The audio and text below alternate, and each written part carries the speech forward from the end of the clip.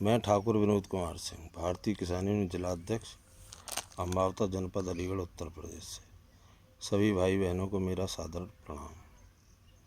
बात करते हैं महंगाई की। मोदी जी ने शुरुआती इलेक्शन सन 14 में जब लड़ा तो उन्होंने कहा था कि औरों को आपने 60 साल दी, हमें 60 महीने दीजिए, हम सब कुछ बदल कर रख देंगे। मगर मुझे लगता है कि न तो वह कुछ बदल पाए।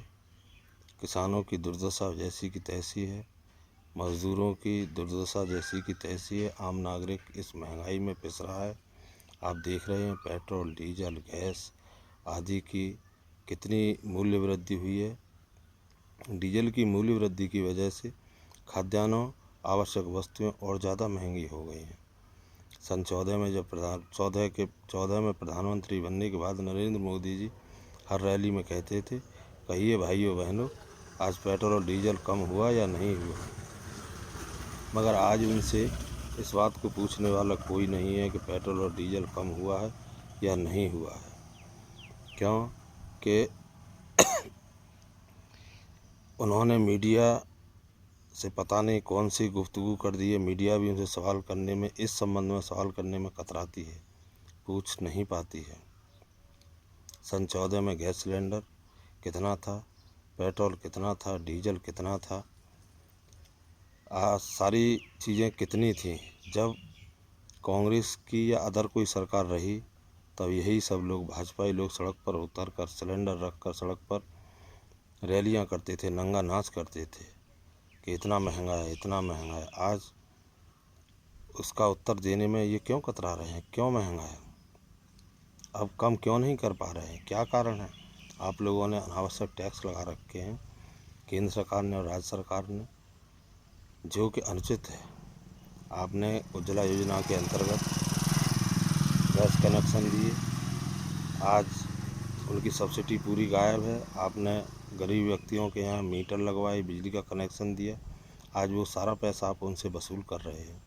मेरा माननीय आपसे यह कहना है, प्रधानमंत्री जी से कहना है, योगी जी से कहना है, मोदी जी से कहना है कि गरीबों को तो कम से कम सब्सिडी दी जाए, किसानों को डीजल पर सब्सिडी दी जाए, बिजली की सब्सिडी दी जाए, गैस की सब्सिडी दी जाए। आज कहाँ चली गई सारी सब्सिडी, एक पैसे की सब्सिडी किसी को नहीं दे रहे हैं। सब गरीब आदमी, आम आदमी, किसान भाई इस कदर परेशान है, इतना पिस रहा है इस महंगाई में कि जिसका बयान नहीं किया जा सकता। आप समझते हैं, सब बात जानते हैं। आज तो आपकी सरकार भी पूर्ण बहुमत में है। आप यह भी नहीं कह सकते कि हम कर नहीं सकते, हमारा पक्ष कमज़ोर था। आज आपका पक्ष खूब ताकतवर है, आप कर सकते हैं। आप किसानों के लिए MSP पर कानून बनाएं, जो आपने घोषणा पत्र में कही थी, उसको आपने अभी तक लागू नहीं किया। नहीं किसान आयोग का गठन किया, नहीं स्वामीनाथन आयोग की रिपोर्ट आपने C2 के तहत लागू की। आपने चुनावी भाषणों में कहा था कि हम इन सारे कामों को करेंगे, मगर आपने किया कुछ नहीं। आखिर ऐसा क्यों, आखिर आप चाहते क्या हैं। आपने जब किसानों ने अपनी मांगों के लिए आंदोलन किया या अपनी आवाज़ उठाई तो आपने दिल्ली के अंदर सभी बॉर्डरों पर कटीले तार और कीलें ठुआ दी कि किसान वहाँ ना आ सके, न अपनी बात न कह सके। मेरा आपसे यह कहना है, हमें भारतीय जनता पार्टी से नाराज़गी नहीं है, हमें उनकी नीतियों से नाराज़गी है, उनके कार्य की शैली से नाराज़गी है। मैं आपसे यह कहना चाहता हूँ कि उन कीलों को, तारों को अगर आप पाकिस्तान की सीमा पर लगवाते, चीन की सीमा पर लगवाते तो हमें बेहद खुशी होती कि हाँ, आपने उनको रोकने के लिए लगाया। मगर आपने अपनों को ही रोकने के लिए लगाया, यह अच्छी बात नहीं है, शर्मनाक बात है। आप सिर्फ व्यापारियों का, कुछ पूंजीपतियों का ही ख्याल रख रहे हैं, यह अनुचित है। यह बात सही है कि पूंजीपति आपको चंदा दे सकते हैं, मगर सरकार बनाने में सबसे अहम और महत्वपूर्ण जो भूमिका निभाते हैं वह किसान और मजदूर निभाते हैं। उनकी आवाज़ को सुनिए, उनके दर्द को समझिए, वह क्या चाहता है किसान, उसके आधार पर आप काम कीजिए। आप ज़बरदस्ती कोई भी कायदा, कानून, नियम ज़बरदस्ती न थोपें।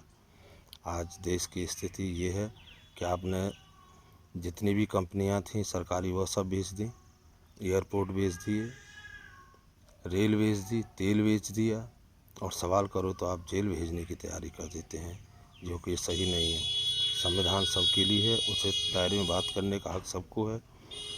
और राजा से अगर कोई व्यक्ति बात नहीं करेगा, इस देश का नागरिक बात नहीं करेगा, तो किससे करेगा। मेरा आपसे निवेदन है कि आप जन समस्याओं को समझते हैं, इन पर गौर करें, एमएसपी पर कानून बनाएं, स्वामीनाथन आयोग की रिपोर्ट लागू करें। जो चाहिए, वास्तव में चाहिए, जो ईमानदारी का है, उसे आप दीजिए। सब वस्तुओं पर मूल्य पड़कर आता है। आप न्यूनतम समर्थन मूल्य की घोषणा करते हैं, मगर उससे क्या फ़ायदा होता है। आप घोषणाएं कर देते हैं। आपने गेहूं की घोषणा की, आज भी 1500-1600 गेहूं बिक रहा है, उससे गेहूं से फ़ायदा क्या है।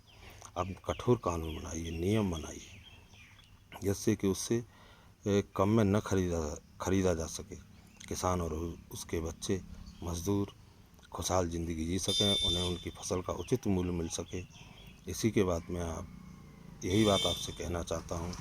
इस ऐप के माध्यम से, पब्लिक ऐप के माध्यम से, मैं अपने समस्त भाई बहनों से कहता हूँ कि अगर कोई बात अच्छी लगी हो तो आप उसे शेयर करें, जन जन तक पहुँचाएँ, सरकार तक पहुँचाने का कार्य करें। आपकी बड़ी मेहरबानी होगी। जय जवान, जय किसान, भारत माता की जय। जय हिंद।